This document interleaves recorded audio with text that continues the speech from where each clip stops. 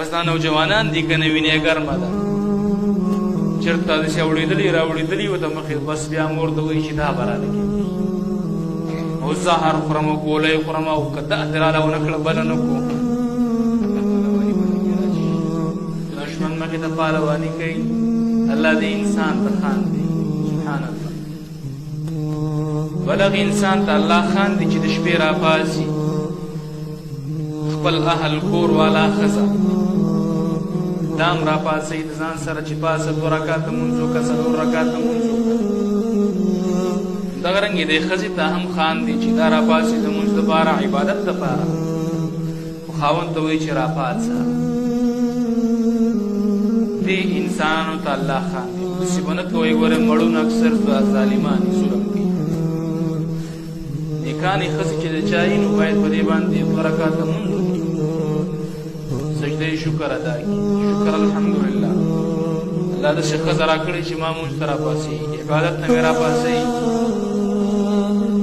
ډېر کله دا مړونه ډېر ظالمان دي ښځه دوی مونځ ته لاړ شي هغه قص کې راشي نظم نیکو ستا را سره سویمه ده ګزار هم دې وکړي نه ظلم به نه کوي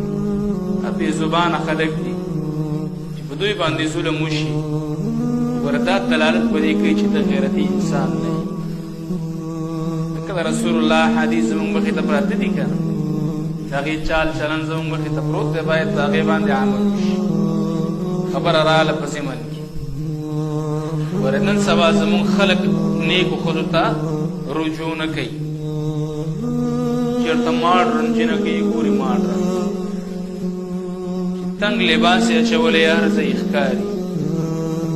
دومره میکاپونه یې په ځان باندې والي چې په ټیکټرو باندې هم دا نه رادخ کېږي دومره میکاپونه یې والي او دا یو شی دی او دا یې بل شی دی او غټ غټ برشونه به یې اخیستي او دا د څه دپاره د دې دپاره چې بل انسان فتنه کې واچي بس دا نوجوانان دي که نه وینې ګرمه ده چېرته داسې اوړېدلي راوړېدلي و د مخې بس بیا مور ته وایي چې دا به رانه کېږي